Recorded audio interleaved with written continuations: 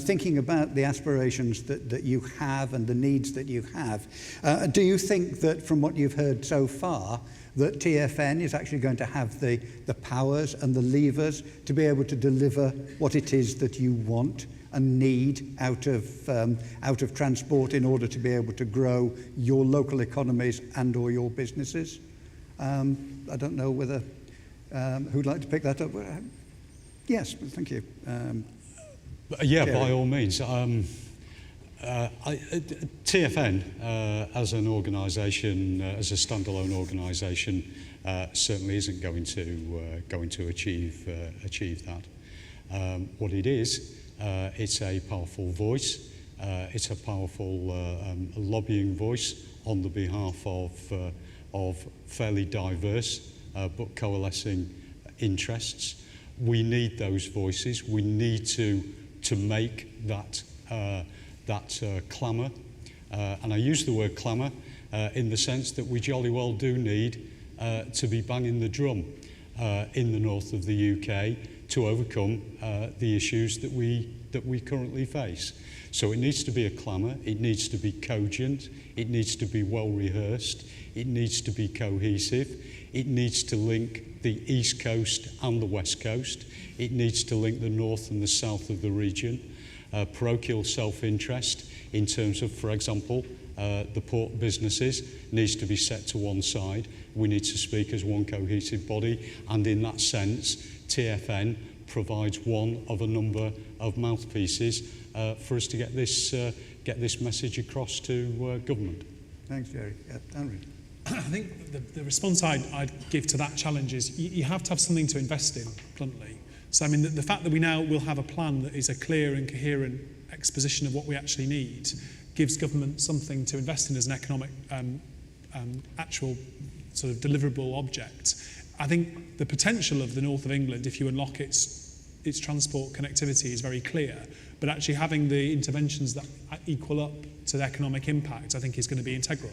And I think it's worth remembering back the situation before the LEPs and the local councils and other stakeholders started working together, which was, we talked about fair growth on the Northern franchise. Before Rail North and the move towards rail devolution, we had the prospect of a no-growth franchise and little or limited investment in our rail network.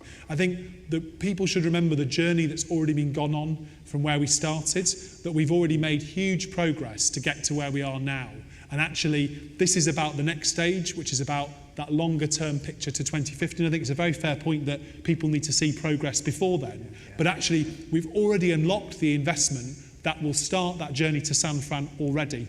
The difficulty is we now have to imagine for those apprentices and those workforce, to use your example, who are going to want to work in that business in Hull, how are they going to get there in 20 years when it's a massive and successful business that's got a global reach? And we've probably got the connectivity we need to address some of the immediate problems, which we've already unlocked.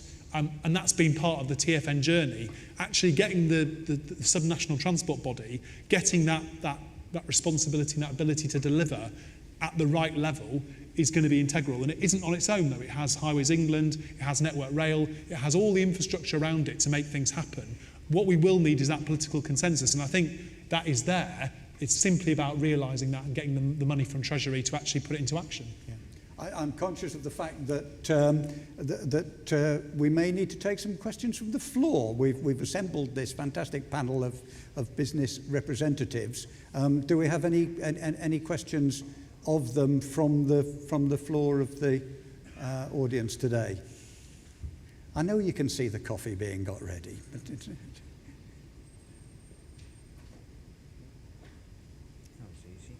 Yes. Get the prize. Sorry, I asked too many questions. Gemma Lennon again. I just want to know, I live in a rural village in Yorkshire, and half of the parents go off to London to work because it's easier to get to, and that's something that's being addressed now. But also it pays better. How can you compete with that as a business in the north? I think that's quite a challenge.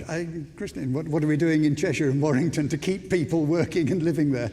I think what is really important that you have this sense of place, that actually, and I think if you look at what's happened with Media City, if you remember when the BBC said that they were moving out of London and basically you were dragging people kicking and screaming to come up north.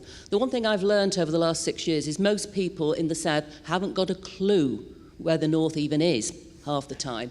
Actually, we have some absolutely great places to live, to work, to do business. It is attractive. But our connectivity is limiting our opportunities to attract those people to come here. So I actually think, there is a compelling case for people not just commuting to London but coming the other way. But it starts here with us actually making it easy for people to actually get to where they need to get to.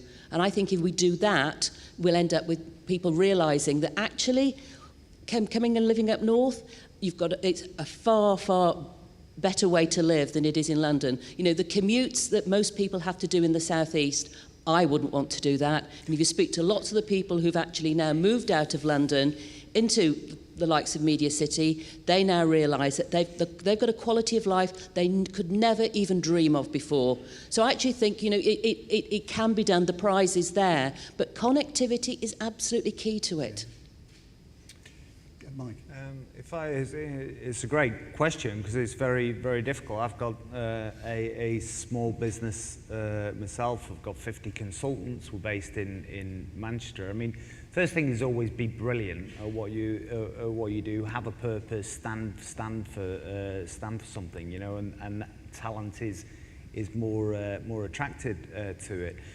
But the benefit of a small business is that you can be agile and you can actually make a difference. I'll look to examples in things like Burnley, where, yes, you've got Media City, but Burnley are saying, right, we are a creative area and we're going to really value that creativity and we're going to collaborate the businesses together. So you have a lot more strength where you actually get a number of people aligned and saying things together. We do a lot of city marketing, and the most difficult thing is the alignment because you have so many different interests that are there. If people are truly stand for something as an area and say, we are different, but we prize that difference, and this is what you get, then talent buys into that kind of purpose. Thank you very much indeed. One of my jobs, I'll take one more question, just right at the back there, because one of my tasks, of course, is to try and keep things on track time-wise as well, which is always the downside of doing this job as well. Robert Smithbury, I4 Intrinsic. I'm interested in understanding, building on the answers to the last question, as to how the panel sees the responsibility for taking the overall economic growth forwards. So we've talked about transport as an enabler for that economic growth, but do you see that the public sector needs to take a bigger role in organising all of the assets together, or do you see that as something where if we put the enabling characteristics in place, then growth will be the natural result? I think that naturally goes. Christine, can I just in terms of public-private relationships? I mean, effectively, when the LEPs were created 6 years ago, that's precisely what we were there to do. It isn't just if you go back historically, we do tend to look at things in silos. What we're trying to do now is to actually pull that together so that actually it is infrastructure, it is skills, it's housing, it's everything. You can't just look at things in isolation. And I think through the LEPs, what we are doing is pulling that together and making sure that the voice of business is heard, but in that very inclusive way, not trying to effectively expect people to join the dots themselves. We're there, that's what we're there to do. That's our purpose. And I actually think, that if you look at the kind of growth plans that the 11 LEPs in the north have got, we are a key part of that transformational work. Thank you very much. I'm going to draw it to a conclusion now. Thank you very much.